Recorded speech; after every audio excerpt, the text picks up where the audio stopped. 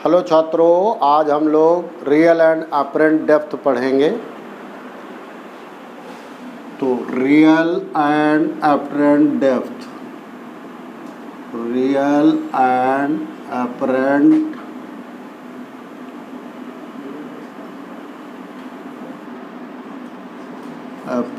Depth.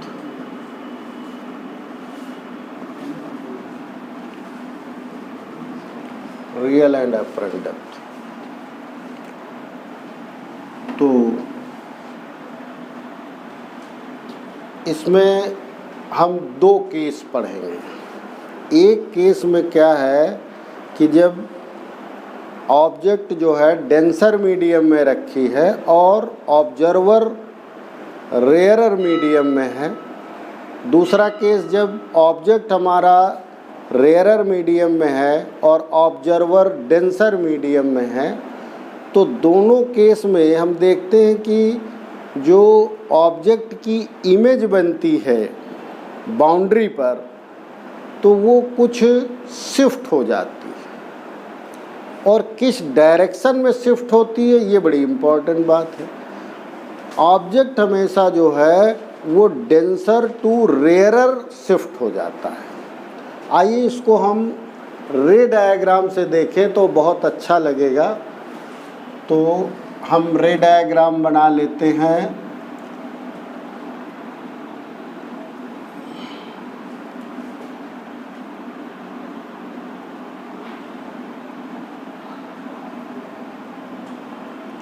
ये देखिए,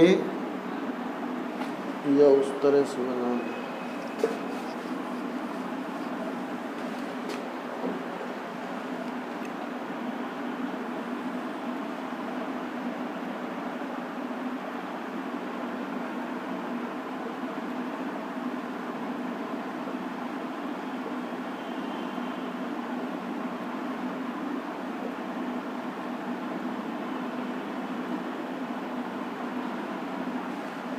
देखिए यहाँ पर दो मीडियम हैं।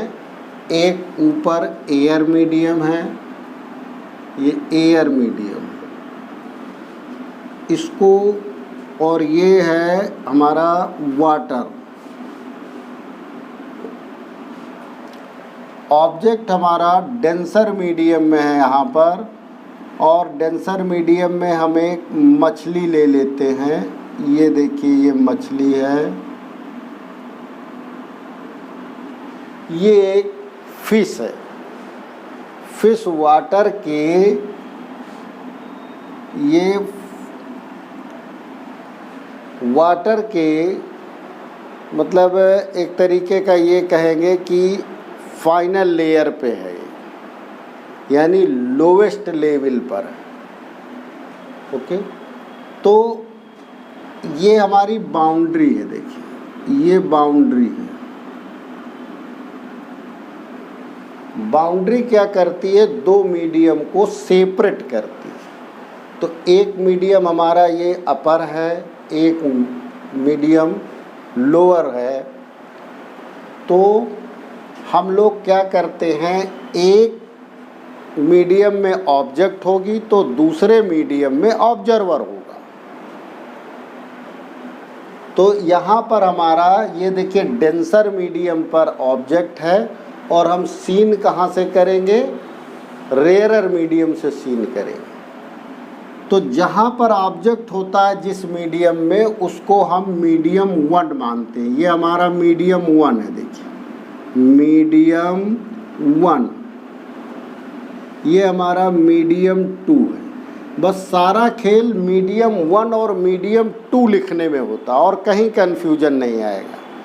तो ये चीज़ आप कंफर्म कर लीजिए कि जिस मीडियम में ऑब्जेक्ट होगा वो मीडियम हमारा 1 होगा।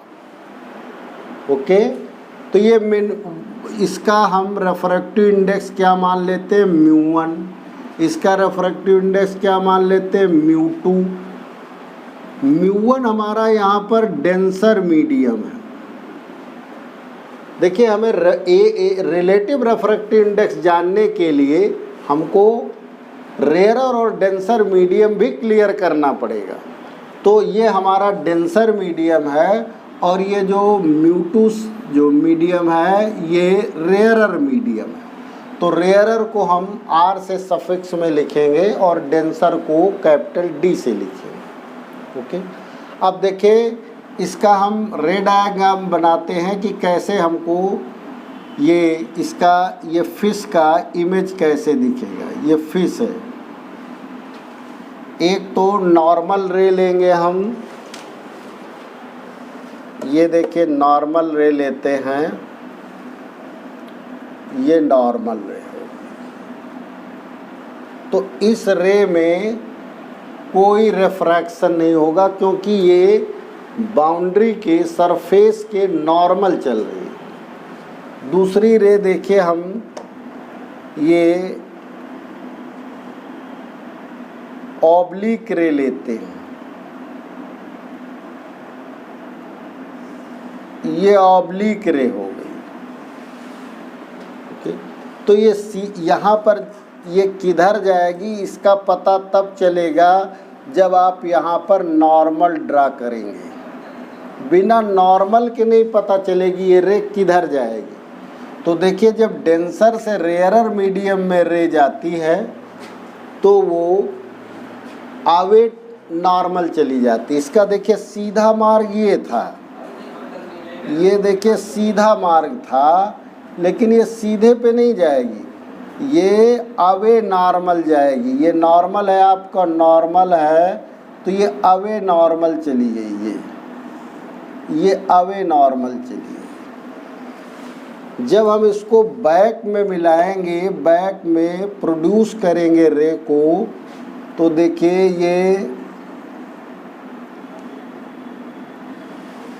यहाँ पर ये ऑब्जेक्ट हो गया, ये ओ ऑब्जेक्ट है और आई इमेज हो गई। यानी फिश हमारी ऑब्जर्वर को यहाँ पर दिखाई देगी। जब यहाँ पर फिश बनी है तो चाहें तो हम यहाँ पर भी फिश बना दें। ये देखिए ये फिश है, ये फिश बन गई। ये फिश हमें यहाँ पर ऑब्जर्व होगी। अब देखेंगे कहाँ?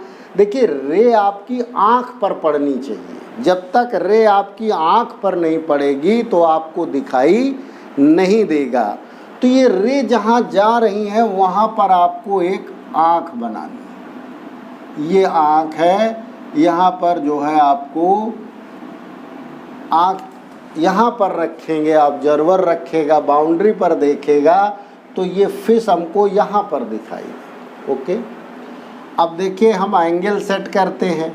ये एंगल ऑफ इंसिडेंस है, नॉर्मल से हम एंगल मेजर करते हैं, ये आई एंगल है। जब ये आई एंगल है तो ये पैरेलल रेज हैं, ये पैरेलल लाइंस मानेंगे हम, और ये लाइन उसको ज्वाइन कर रही ज्योमेट्री के हिसाब से, तो ये भी आई हो जाएगा। ये इंटीरियर अपोजिट एंगल्स है। ओके, अब रिफ्रैक्शन के देखिए, नॉर्मल से रिफ्रैक्शन को मेजर करते हैं तो ये रिफ्रैक्शन एंगल है, एंगल ऑफ रिफ्रैक्शन आर है। जब ये आर है तो आप देखिए, ध्यान से देखिए, ये और ये मिला के आर हो जाएगा। जब ये आर हो जाएगा तो ये 90 माइनस आर हो जाएगा, तो ये अपने आप आर हो जाएगा। ये देखिए, ये एंगल ऑफ रिफ्रैक्शन है। दूसरे ढंग से भी आप देख सकते हैं कि देखिए ये रे ये तो आर है ही, और ये आर है तो इसका इंटीरियर अपोजिट ये एंगल है आर। ये ज्योमेट्री के हिसाब से ये भी है। एक ये आर है तो ये 90 माइनस आर है, तो ट्राइंगल में ये आर हो जाएगा। ओके, तो दोनों तरह से आप समझेंगे ये एंगल। अगर हम इस डिस्टेंस को P मान लें तो देखिए कि हमें स्नेल्स लॉ के हिसाब से क्या मिलता है। Now apply the Snell's law. Snell's law apply करेंगे। स्नेल्स लॉ सबको पता है कि स्नेल्स लॉ में सबसे पहले आप sine i upon sine r लिख ले बिना कुछ सोचे समझे, बिना कुछ सोचे समझे। अब N1 N2 किधर होगा ये समझना है। देखिए एंगल के साथ N1 N2 जो है वो अपोजिट में होते हैं। कैसे अपोजिट में? जिस मीडियम में एंगल ऑफ इंसिडेंस बना है इसका जो अपोजिट मीडियम है, आर वाला मीडियम है, उसका रिफ्रैक्टिव इंडेक्स यहाँ ऊपर रहेगा। देखिए आर वाला, देखिए आर यहाँ पर है, इसका रिफ्रैक्टिव इंडेक्स μ2 है, तो ये μ2 ऊपर हो गया। और जहाँ आर बना हुआ है उसके अपोजिट वाला मीडियम देखिए ये वाला है और इसका रिफ्रैक्टिव इंडेक्स μ1 है। यानी एंगल्स जहाँ पर है उसके अपोजिट मीडियम लेना। आई जिस मीडियम में है उसका अपोजिट मीडियम का रिफ्रैक्टिव इंडेक्स μ2 लेना है। यानी कि एंगल और रिफ्रैक्टिव इंडेक्स जो है ये रेसिप्रोकल है। क्या है? रेसिप्रोकल है। तो ये आपका स्नेल्स लॉ लग गया। और अगर आपको समझना है कि ये कहाँ से लिख दिया आपने, तो देखिए बाउंड्री पर स्नेल्स लॉ जब लगाएंगे तो μ1 sine i is equal to μ2 sine r, ये स्नेल्स लॉ है। और μ2 अपान μ1 करेंगे तो sine i upon sine r ही आ जाएगा। तो इसके हिसाब से एक मीडियम की दोनों चीज़ें एक तरफ, दूसरे मीडियम की दोनों चीज़ें एक तरफ, जब इस टाइप से आप लिखेंगे। लेकिन जब एक मीडियम को ऊपर लिखना है रेशियो के रूप में, एक मीडियम ऊपर है तो एक साइड एक मीडियम ऊपर रहेगा, तो दूसरे साइड दूसरा मीडियम ऊपर रहेगा। फिर से समझिए, दो फ्रैक्शन है ये, इसमें एक मीडियम ऊपर है तो दूसरे साइड जो है वो दूसरा मीडियम ऊपर रहेगा। ठीक है ना? जैसे साइन आर है, ये हमारा हिसाब से सेकंड मीडियम है, तो इसके हिसाब से जो है ये पहला मीडियम ये नीचे आ जाएगा। ठीक है? एक साइड जो है एक मीडियम रहेगा, दूसरे साइड दूसरे मीडियम की चीज़ रहेगी। ये मतलब वो इससे निकल आएगा। तो आप ये लर्न कर ले फार्मूला। ये फार्मूला कब वैलिड है? जब हमारी रे जो ऑब्जेक्ट है वो आप ऑब्जेक्ट साइड में को हम मीडियम 1 मानेंगे। पूरे रिफ्रैक्शन में जिधर ऑब्जेक्ट है उधर मीडियम 1 मानना, तो कोई गलती नहीं होगी।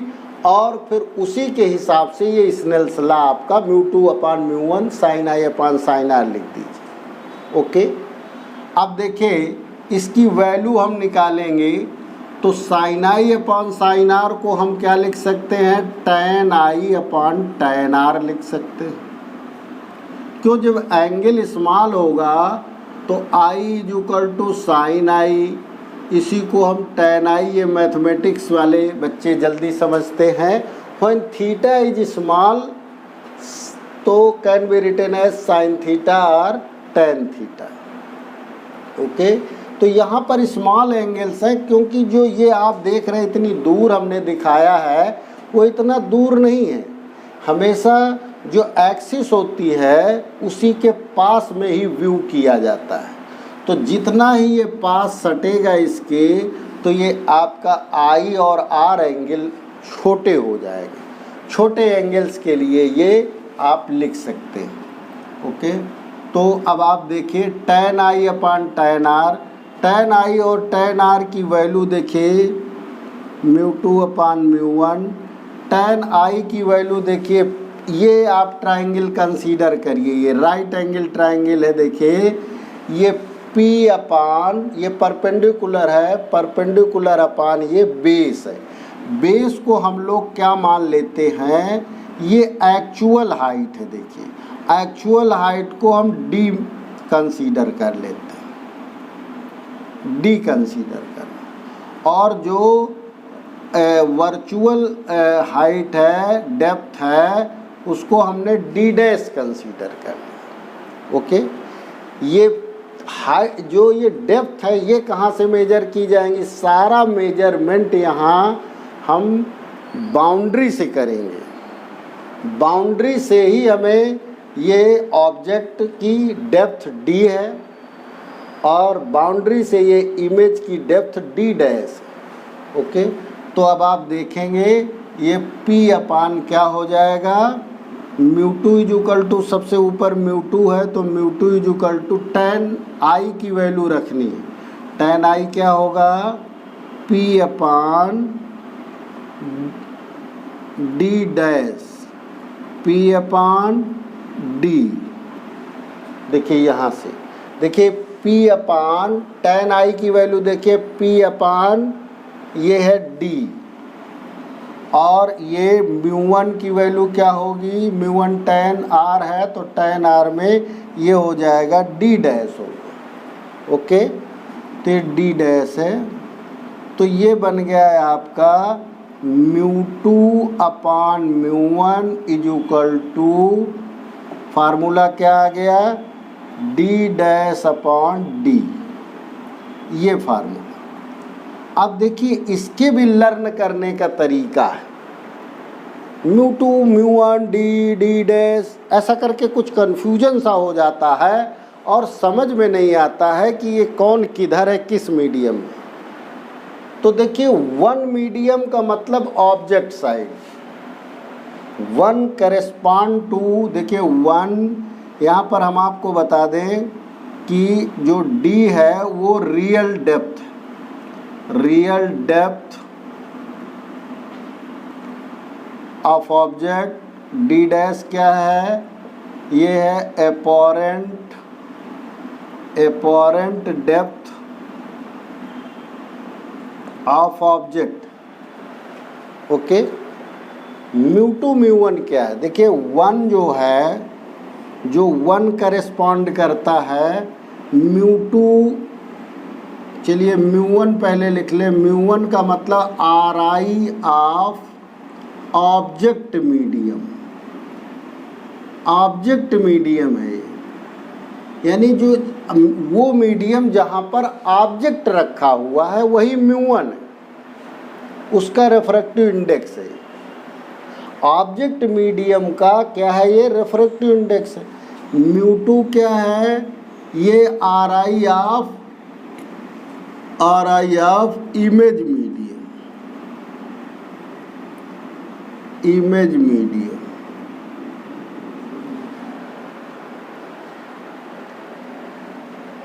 ये जो μ1 देख रहे हैं ये RI ऑफ ऑब्जेक्ट मीडियम है और μ2 जो है ये μ2 आपका ये मीडियम है μ2। तो चूँकि ये दोनों एक ही साइड बन रहे हैं तो इसको बेटर है इस ढंग से न लिख करके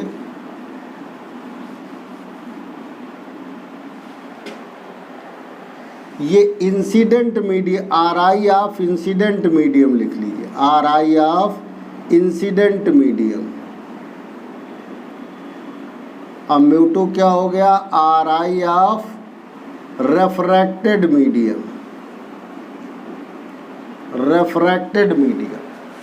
एक और भी इसको अच्छा सा लिख सकते हैं। अच्छा सा देखिए, लिखने के लिए आपको फिर से मैं बता दूं, μ1 को आप लिख सकते हैं RI ऑफ ऑब्जेक्ट मीडियम था ना, ऑब्जेक्ट मीडियम और ये हो गया μ2 is equal to RI of observer medium, observer medium है। अब आपको क्लियर हो जाएगा। देखिए पूरे रिफ्रैक्शन में दो मीडियम होंगे, एक साइड जो है वो ऑब्जेक्ट होगा, दूसरे साइड ऑब्जर्वर होगा। एक साइड जिधर ऑब्जेक्ट होगा उसको हम 1 सब्सक्रिप्शन देंगे और 2 किसको देंगे? जिधर ऑब्जर्वर होगा, जिधर हमारी आँख होगी आई। ऑब्जर्वर माने ऑब्जर्वर क्या करेगा? आँखें ही से देखेगा। तो ये आपको बहुत अच्छा हेल्प करेगा कि μ1 RI of object medium, μ2 RI of observer medium. Okay, तो ये एक फार्मूला निकल आया है। इसी फार्मूले के हिसाब से अगर हम देखें तो क्या निकल के आता है, ये देखिए आप। अब हम यहाँ पे ये देखेंगे कि यहाँ पर जो μ2 अपान μ1 ये हमारा फार्मूला है d डैश अपान d, ये तो इसमें अगर μ1 जो है μ1 इज ग्रेटर देन μ2, देखिए μ1 इज ग्रेटर देन μ2, इसका मतलब ये है कि ये डेंसर मीडियम है।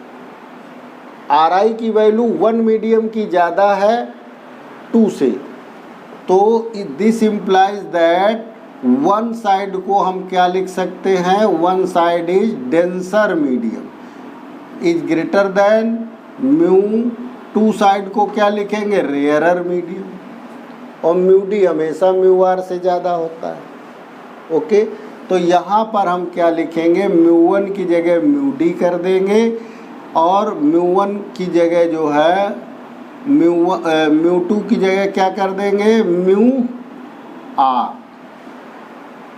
ओके, ये देखिए वन साइड क्या है, d है, और μ1 की जगह क्या कर देंगे, μd is greater that d dash upon d।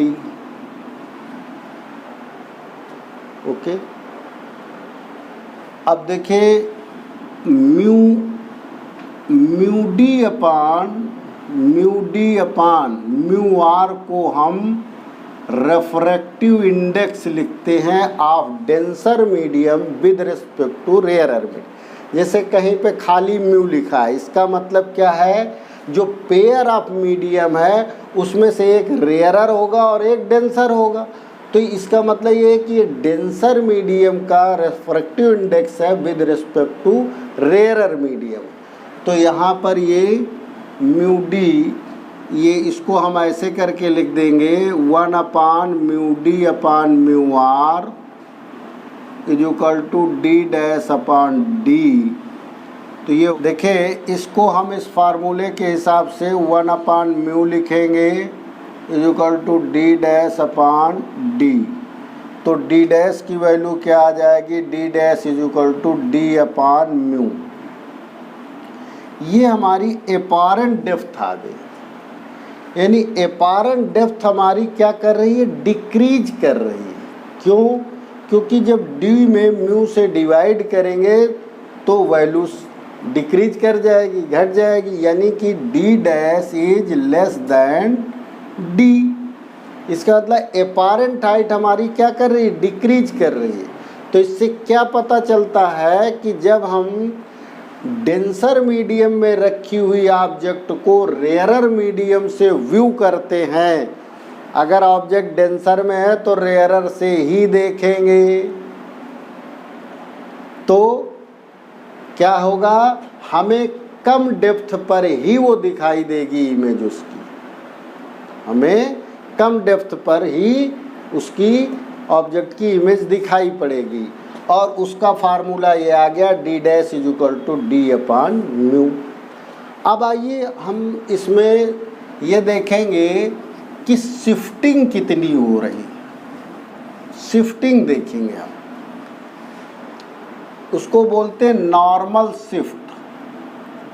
Normally जो है ऑब्जेक्ट कितना शिफ्ट कर रहा है अपवर्ड, नॉर्मल शिफ्ट। तो नॉर्मल शिफ्ट देखिए ये है, अगर इसको हम x मान लें, ये देखिए यहाँ से यहाँ तक x मान लें, तो x इज इक्वल टू क्या हो जाएगा, x की वैल्यू निकालने के लिए हम क्या करेंगे, d में से d डैश कम कर देंगे। क्या करेंगे, d डैश में d कम कर देंगे, d माइनस d डैश, और d डैश की वैल्यू आपने क्या निकाली थी अभी, d upon mu. D common कर लेंगे तो क्या आ जाएगा 1 माइनस 1 अपान म्यू। ओके, तो डी हमारी रियल डेप्थ है। कई बुक्स में डी को हम लोग टी मान लेते हैं, टी, तो उसके हिसाब से देखेंगे तो T with in bracket 1 minus 1 mu हो जाए। तो डी को टी लिख लीजिए, तो टी 1 माइनस 1 अपान म्यू, या टी को इधर रख लीजिए जिधर आप पहले देख चुके हैं। अगर वैसा देखेंगे तो आपको अच्छा लगेगा, सही लगेगा, ठीक है। तो ये हमारा नॉर्मल शिफ्ट है, यानी कि जो फिश है वो यहाँ पर न दिख करके हमको कहाँ दिखेगी, यहाँ दिखेगी। वो कितना उठ गई है, कितना ऊपर शिफ्ट कर गई, इसको नॉर्मल शिफ्ट बोलते हैं। ये यहाँ से यहाँ शिफ्ट हो गई। तो शिफ्टिंग में क्या कंक्लूजन निकलता है, देखिए कंक्लूजन देखिए आप। पहला कंक्लूजन तो ये निकला कि when we see an object placed in denser medium,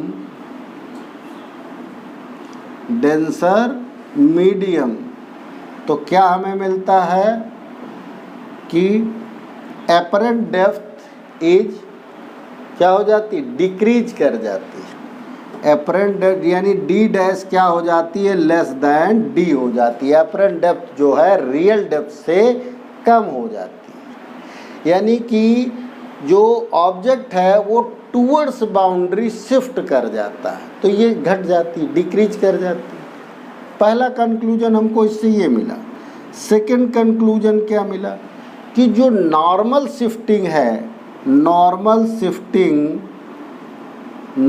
shifting जो हो रही है एक्स, वो 1 minus 1 upon mu into T, ये जो मिला, यानी कि जितना ज़्यादा हमारा जो डेंसर मीडियम है उसमें जो ऑब्जेक्ट की रियल डेप्थ है, ऑब्जेक्ट की जो क्या है रियल डेप्थ जो है, कोई ज़रूरी नहीं है कि वो नीचे ही पर ये पर हो।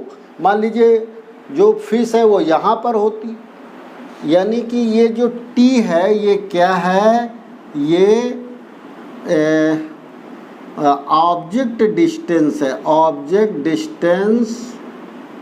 डिस्टेंस फ्रॉम बाउंड्री है, फ्रॉम बाउंड्री। ऐसा ना मान लीजिए कि इसको टी को आप थिकनेस मान लीजिए कि ये जो है डेंसर मीडियम की थिकनेस है, पूरी आप ले लें, तो पूरी नहीं लेना, ऑब्जेक्ट तक की डिस्टेंस लेना है। यहाँ पर हमने ऑब्जेक्ट को ये सरफेस पे मान लिया है, डेंसर मीडियम के लोअर सरफेस पे मान रखा है, इसलिए हम मान सकते हैं यहाँ डी टी के बराबर है।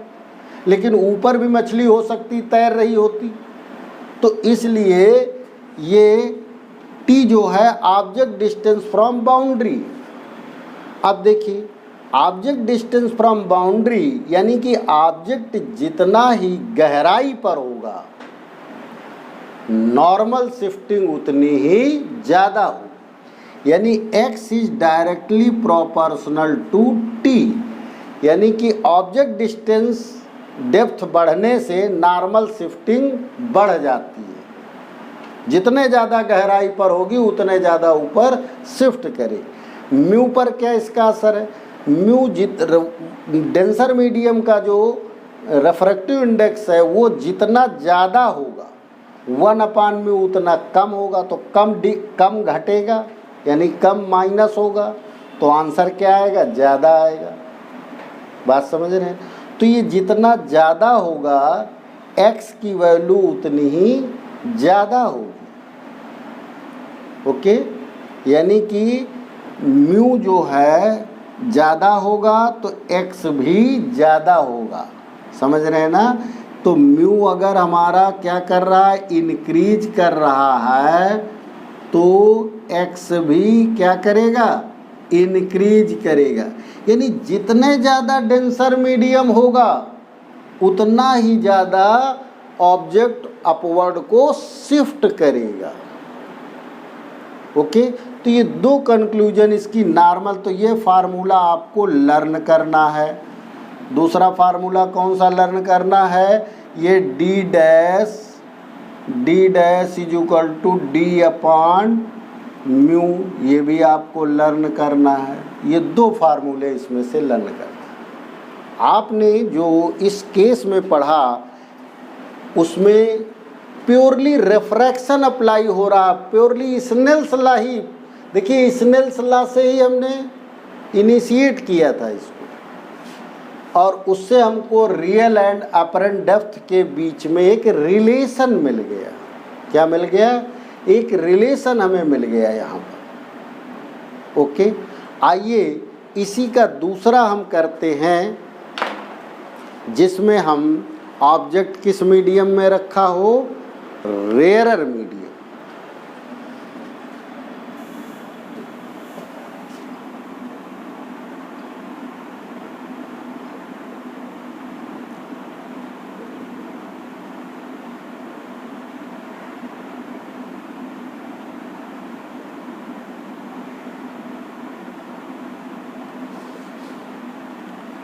अब देखिए ये हमारा केस है, जब हम, ये हमारा रेयरर मीडियम है। देखिए मीडियम 1 अब ये रहेगा, क्योंकि ऑब्जेक्ट ये देखिए बर्ड है, ये बर्ड का हमारा सिंबल है, तो ये बर्ड यहाँ पर रखी हुई है, रखी क्या है? बर्ड है यहाँ पर। तो ये यहाँ से देखिए ये मीडियम 1 होगा हमारा, इसको हम लिखेंगे मीडियम 1। देखिए आपको कन्फ्यूजन ना हो, पहले हमने मीडियम 1 इधर माना था, चूँकि ऑब्जेक्ट हमारा क्या था? इस साइड था डेंसर मीडियम में। अब हमारा जो ऑब्जेक्ट है वो रेयरर मीडियम में है, तो इसका रिफ्रैक्टिव इंडेक्स हम क्या लिखेंगे? μ1। और चूँकि ये रेयरर है तो ये भी क्लासीफाई होना चाहिए कि ये μ1 रेयरर है कि डेंसर है, क्योंकि तभी उसमें हम रिफ्रैक्टिव इंडेक्स रिलेटिव ले पाएंगे। Relative refractive index from rarer to denser लिया जाता है ये। और इसी साइड में हमारा ऑब्जेक्ट है, ये ऑब्जर्वर मीडियम है, वो ऑब्जेक्ट मीडियम है। इसको कौन सा मीडियम बोलेंगे? ये ऑब्जेक्ट मीडियम है, ऑब्जेक्ट मीडियम। ऑब्जेक्ट मीडियम कौन सा मीडियम होता है? जिस मीडियम में ऑब्जेक्ट होती है उसी मीडियम को हम 1 मानते हैं, और उसका रिफ्रैक्टिव इंडेक्स क्या है? μ1। देखने से पता चल रहा है कि ये रेयरर मीडियम है।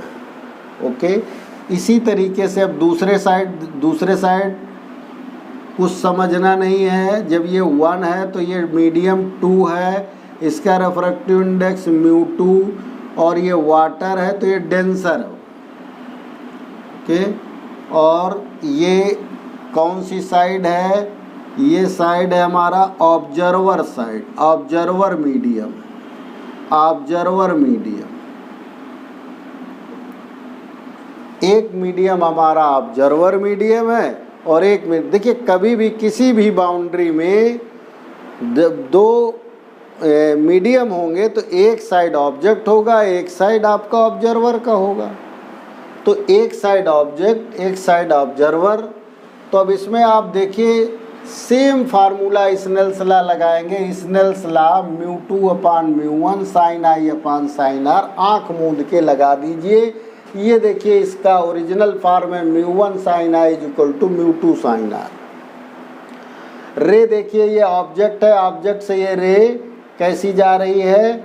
ये ऑब्लिकली रे जा रही है, तो ये सीधे नहीं जाएगी। देखिए इसका सीधा मार्ग ये डॉटेड वाला है, ये सीधे नहीं जा करके क्या करेगी? ये बेंड करेगी टूवर्ड्स नॉर्मल। जब रेयरर टू डेंसर जाती है तो टूवर्ड्स नॉर्मल बेंड करती है, और नॉर्मल से जो रिफ्रैक्टेड रे एंगल बनाती है उसको हम आर से डिनोट करते हैं। रिफ्रैक्टेड एंगल आर है। और ये जो नॉर्मल नॉर्मल से जो एंगल इंसिडेंट रे, देखिए इंसिडेंट रे, ये ऑब्जेक्ट है, ये इंसिडेंट रे, इससे जो एंगल बन रहा है नॉर्मल से वो आई है। ये आई जो है पैरेलल लाइंस को देखिए, और ये इंटीरियर अपोजिट एंगल्स ये की होते हैं। इसी तरीके से आप देखिए कि जो ये आर है एंगल, इसका जो ये देखिए आर है, ये यहाँ से यहाँ तक ये आर है, और इसका इंटीरियर अपोजिट कहाँ जा रहा है, ये देखिए जा रहा है यहाँ पर। ये पैरेलल लाइन है और नॉर्मल पैरेलल लाइन है, तो ये इंटीरियर से ये आर हो गया। ओके, तो अब निशनल्स ला μ2 upon μi sine i upon sine r लगा लिया। आई बहुत छोटा एंगल है, स्मॉल एंगल है आई, तो क्या होगा, i equal to sine i equal to tan i लिख लिया हमने। तो sine i sine r tan i upon tan r हो गया। टेन आई टेन आर की वैल्यू आप लिखेंगे तो ये देखिए आपको क्या मिलेगा, इसको थोड़ा और इधर कर दे, μ2 इक्वल टू म्यू आर, और ये मीडियम हमारा 2 है। तो यहाँ से हम एक क्या μ1 है, ये μ1 है, और ये रेयरर मीडियम ये 1 है। अरे कोई बात नहीं, ठीक है ना, वो तो लिखा ही था, उसी को हमने शिफ्ट किया क्यों। तो अब देखिए इसमें लगा दीजिए, यहाँ पर ये एयर, ये वाटर है। अब देखिए tan i upon tan r लगा दीजिए, फार्मूला वही आएगा, फार्मूले में कोई चेंज नहीं आएगा। एक बार आप अप्लाई करके देख लेंगे तो विश्वास हो जाएगा। तो देखिए लगाइए tan i upon tan r, tan i देखिए ये पी अपान क्या हो जाएगा, डी, क्या हो जाएगा, पी अपान डी हो गया ये। तो दूसरा क्या हो गया, पी अपॉन डी डैश, तो पी पी कैंसिल हो गया, डी डैश अपॉन डी, ये फार्मूला आ गया μ2 अपान μ1। ध्यान रहे μ1 कौन सा रेफ्रेक्टिव इंडेक्स है, ये ऑब्जेक्ट मीडियम का रेफ्रेक्टिव इंडेक्स। फिर से मैं लिख देता हूँ, बस केवल आपको ये गलत ना हो, क्योंकि कुछ बुक्स में आप देखेंगे वो μ1 अपान μ2 लिखा होगा, तो ये उलट जाएगा, डी अपान डी डैश होगा। कुछ बुक्स में क्या करते हैं, वो μ1 हमेशा 1 मीडियम ऊपर वाले को मानते, 2 वाले को हमेशा नीचे वाले को 2 मानते, तो ये फार्मूला उलट फेर हो जाएगा। तो मैं आपको ये बता देता हूँ कि जो μ1 है ये are I of object medium, object medium है, कभी गलती नहीं होगी आपको। पूरे रिफ्रैक्शन में आप हमेशा 1 जो है ऑब्जेक्ट मीडियम को मानिए, और μ2 क्या हो जाएगा, are I of observer medium, observer medium, observer medium. D dash क्या है, एपॉरेंट डेप्थ है, एपारेंट हाइट कर लीजिए, यहाँ पर हाइट है, ऊपर की बात हो रही है, और डी जो है रियल हाइट, रियल हाइट, ये ओके। तो इस फार्मूले में आपको कोई गलती नहीं होगी। एक चीज़ आप ध्यान रखेंगे, जो 1 है वही ऑब्जेक्ट है और उधर ही रियल होगा, जो 1 है वही ऑब्जेक्ट साइड है और वही रियल साइड है, तो कभी गलती नहीं होगी। 1 फॉर रियल, ओके। तो अब आइए इसको हम अप्लाई करेंगे। इस केस में हम लोग पहले केस में क्या निकाले थे, देखिए अब इसमें हम एनालिसिस करेंगे कि सपोज करिए जो μ1 है वो हमारा क्या है, μr है, और μ2 जो है डेंसर मीडियम है, तो यहाँ हमारा μ2 इज ग्रेटर देन μ1 है, ओके। और μ2 हमारा कौन सा है, डेंसर मीडियम है। तो इसको ये देखिए 2 की जगह D लगा लिया, 1 की जगह R लगा लिया। हमेशा डेंसर मीडियम का रिफ्रैक्टिव इंडेक्स ज़्यादा ही होता है रेयरर से। तो इस फार्मूले में हमने क्या रख दिया, फार्मूला देखिए μ2 upon μ1 is equal to μD upon μ2 upon μ1, यहाँ पर μ1 की जगह μR, ठीक है ना, इज इक्वल टू ये क्या है D डैश अपॉन D, ठीक है ना। तो देखिए ये मैं आपको फिर से बता दूं कि जो म्यू होता है वो रेयरर टू डेंसर होता है, इसी को हम सिंगल म्यू भी लिख देते हैं। म्यू जो होता है वो रिफ्रैक्टिव इंडेक्स एक मीडियम के रेस्पेक्ट में दूसरे मीडियम का होता है, लेकिन रेयरर टू डेंसर होता है। डेंसर मीडियम का रिफ्रैक्टिव इंडेक्स रेयरर मीडियम के रेस्पेक्ट में होता है, तो इसको हम केवल म्यू लिख लेते हैं। तो यहाँ पर देखिए इसकी जगह हमने क्या लिख दिया, mu is equal to D dash upon D। तो D डैश क्या आ गया, म्यू D आ गया। ये देखिए, यानी कि हमारी जो एपारेंट हाइट है वो रियल हाइट की म्यू टाइम्स बढ़ जाती है। आपको दिखाई भी दे रहा है, देखिए हमारा ऑब्जेक्ट यहाँ था रेयरर मीडियम, और यहाँ पर हमें दिख रहा है, ये इमेज है हमारा, ये ऑब्जेक्ट है हमारा, ये ऑब्जेक्ट है।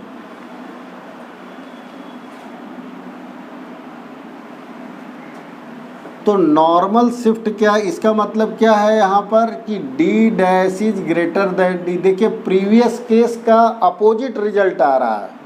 प्रीवियस में क्या है, एपारेंट हाइट डिक्रीज कर रही थी, यहाँ एपारेंट हाइट क्या कर रही है, इंक्रीज कर रही है।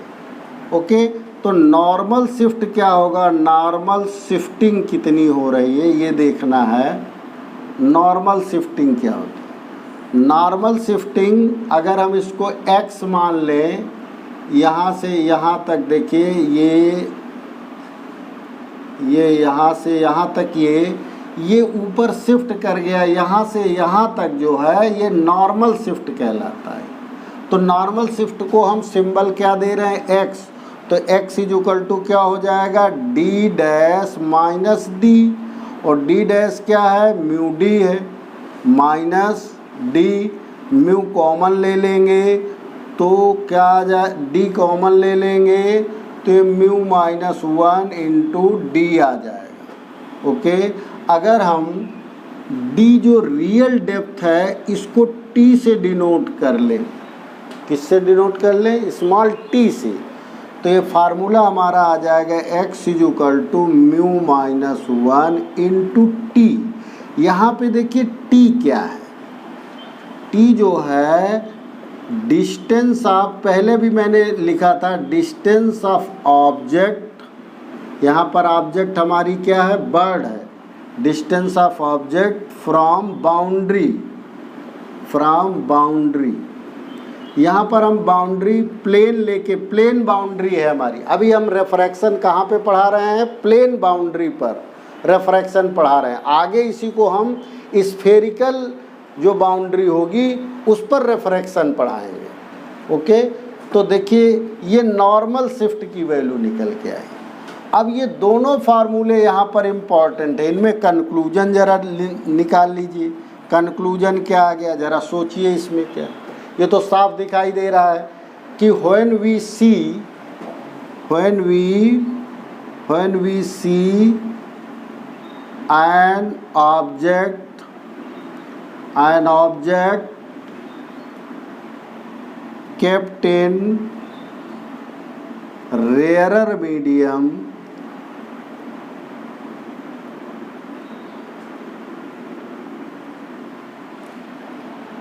तो जब रेयरर में केप्ट है इसका मतलब डेंसर से देख रहे हैं हम। ओके, तो क्या होगा, तो एपरेंट हाइट जो डी डैश है इज ग्रेटर देन डी होगी, वहाँ लेस देन डी थी। जब ऑब्जेक्ट डेंसर में थी तो एपरेंट हाइट क्या कर रही थी, डिक्रीज कर रही थी, यहाँ पर क्या कर रही है, इंक्रीज कर रही है। पहला कंक्लूजन। दूसरा कंक्लूजन देखिए, दूसरा कंक्लूजन ये है कि जितना ही ज़्यादा ऑब्जेक्ट की डिस्टेंस बाउंड्री से जितनी ज़्यादा होगी, नॉर्मल शिफ्टिंग उतनी ही ज़्यादा होगी। जितने ऊपर ये होगी उतने ज़्यादा शिफ्टिंग होगी। ओके, म्यू की वैल्यू जितनी ज़्यादा होगी, पेयर ऑफ मीडियम के लिए जो रिफ्रैक्टिव इंडेक्स है वो जितना ज़्यादा होगा उतना ही ज़्यादा x होगा। तो वहाँ पर भी आपने देखा था कि x is directly proportional to t और x is directly proportional to mu. यही रिलेशन वहाँ भी आया था ना, कि दूसरा था, सेम रिलेशन था। यानी कि ऑब्जेक्ट जो हाइट है या डेप्थ है जितने ज़्यादा होगी, नॉर्मल शिफ्टिंग उतनी ज़्यादा होगी। पेयर ऑफ मीडियम, चाहे वो एयर टू ग्लास हो चाहे वो एयर टू वाटर हो, रिफ्रैक्टिव इंडेक्स जितना ज़्यादा होगा, नॉर्मल शिफ्टिंग उतनी ही ज़्यादा होगी। एक थर्ड कंक्लूजन मैं निकाल रहा हूँ यहाँ पर, उसको भी ज़रा सा देखते चलें। वो क्या है, वो ये है कि दोनों केस फर्स्ट और केस सेकंड जो आपने पढ़ा,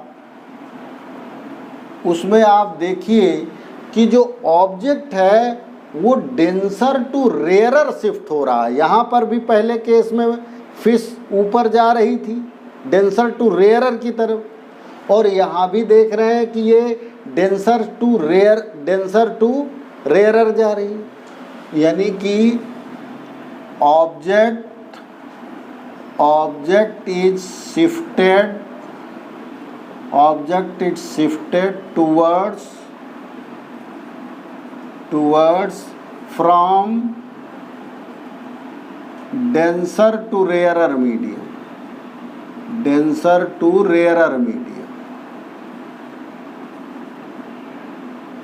ये बड़ा इंपॉर्टेंट कंक्लूजन।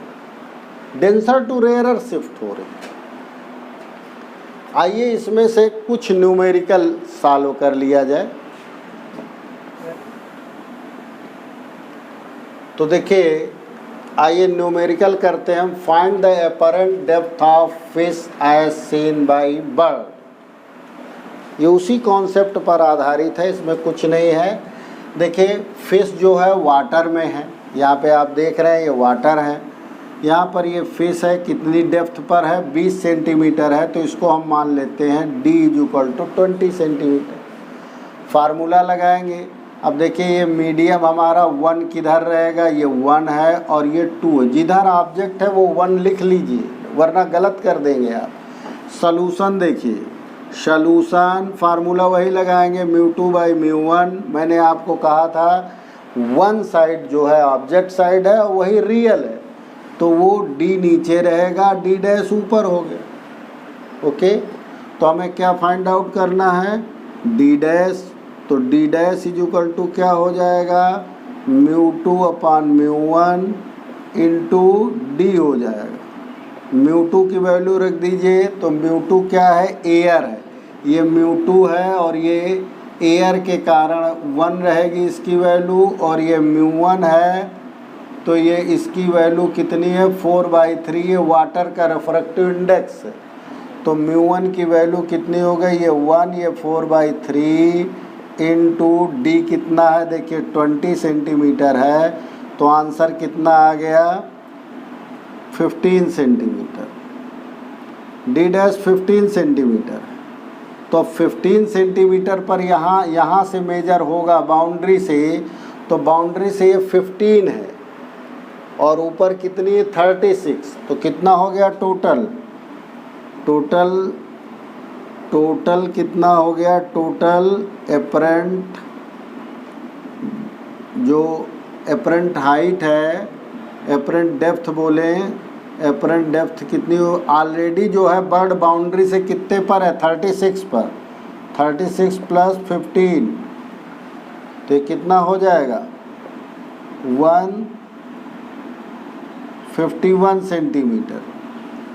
तो जो बर्ड को जो फिश है वो 51 सेंटीमीटर पे, अभी देखिए कितनी है, 36 + 20 कितना है ये,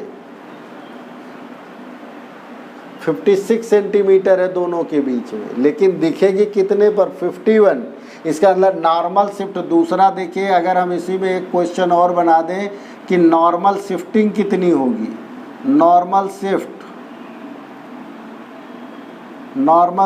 तो x = कितना हो जाएगा, टोटल हाइट है 36 + 20 माइनस का 51, तो ये कितना आ जाएगा, 5 सेंटीमीटर, 5 सेंटीमीटर नॉर्मल हो जाएगा। और फार्मूले से भी नॉर्मल देख लीजिए आप, फार्मूला लगा के भी। फार्मूला आपको क्या बताया गया, जब डेंसर से रेयरर जाएगी तो नॉर्मल शिफ्ट जो है x = 1 - 1/μ × t, तो 1 - 1/μ जो है पेयर ऑफ मीडियम्स के लिए जो डेंसर टू रेयरर होगा वो 4/3 है। तो 4/3 यहाँ पे लिखेंगे, इंटू t कितना है, ये जो d है वही t है, ये 20 पर है, तो इंटू 20 कर लीजिए, तो ये हो जाएगा 3/4, तो ये आ जाएगा क्या, 1/4 × 20, 5 सेंटीमीटर यहाँ भी आ गया। चाहे उससे निकाल लीजिए और चाहे इससे निकाल लीजिए, नॉर्मल शिफ्टिंग तो सेम रहे। ओके, आइए दूसरा क्वेश्चन करते हैं। क्वेश्चन नंबर 2 देखिए, find the apparent height of bird as seen by fish, यानी कि फिश जो है वो बर्ड को देख रही है। तो बर्ड हमारा जो है वो किस मीडियम में है, एयर मीडियम में। तो ये जो बर्ड है ये मीडियम 1 हुआ, क्योंकि ये ऑब्जेक्ट है। ये कितने सेंटीमीटर पर ऊपर है, 15 सेंटीमीटर पर, 15 पर। फिश जो है बाउंड्री से 20 सेंटीमीटर डेप्थ पर। ओके, तो हमें निकालना है कि ये बर्ड कितना शिफ्ट हो जा रही है। उन्हें फार्मूला लगाया μ2/μ1 = d'/d, तो d' = μ2/μ1d हो जाएगा। अब ये 4/3, μ2 की वैल्यू कितनी है, 4/3, μ1 की वैल्यू कितनी है, 1 है, इंटू हमारी बर्ड जो है ये d है। देखिए ये रियल हाइट जो है बर्ड की 15 सेंटीमीटर है, तो वो यहाँ पे लिख लेंगे। तो ये 3 जाए 20 सेंटीमीटर पे ऊपर चली जाएगी। तो टोटल हाइट कितनी हो गई, टोटल हाइट देखिए, टोटल हाइट जो एपरेंट है, टोटल एपरेंट हाइट हो जाएगी, ये बाउंड्री से देखिए, बाउंड्री से फिश स्वयं कितने नीचे है, 20 सेंटीमीटर, और ये यहाँ कितना शिफ्ट हो जा रही है, d' पर 20 सेंटीमीटर पर ये शिफ्ट हो रही है। देखिए d' की वैल्यू आई, तो टोटल कितना हो गया, 40 सेंटीमीटर। तो अब जो बर्ड है फिश को कितने पे दिखेगी, अभी देखिए बर्ड जो है, बर्ड और फिश के बीच में कितना है, 35 सेंटीमीटर पर, 35 पे न दिख के कितने पे दिखेगी, 40 पर। इसका अंदर नॉर्मल शिफ्ट कितना हो गया, बर्ड जो है नॉर्मली कितना शिफ्ट हो गई, shift x = 40 minus actual height इस समय जो दिख रही है 35 है, तो ये हो गया 5 सेंटीमीटर जो है बर्ड शिफ्ट कर जाती है वो।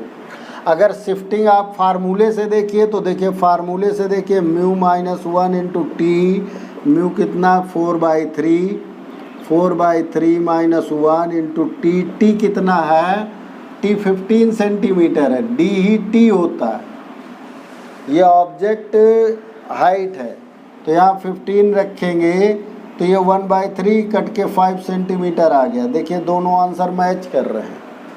ओके, तो आज आपको इतना ही रखेंगे और नेक्स्ट टर्न पर हम आपको ये बताएंगे कि देखिए यहाँ पर रिफ्रैक्शन एक बार हो रहा है, केवल एक बाउंड्री से रिफ्रैक्शन हो रहा है। अब हम क्या करेंगे कि एक ग्लास स्लैब में से जब हम एक तरफ ऑब्जेक्ट होगी ग्लास स्लैब के, दूसरे साइड से देखेंगे तो उसमें रिफ्रैक्शन कितनी बार होगा? 2 टाइम्स होगा।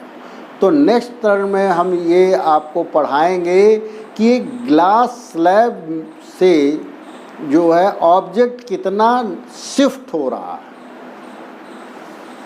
Shifting through a glass slab. ये नेक्स्ट टर्न पर आपको पढ़ाएंगे। Thank you for watching.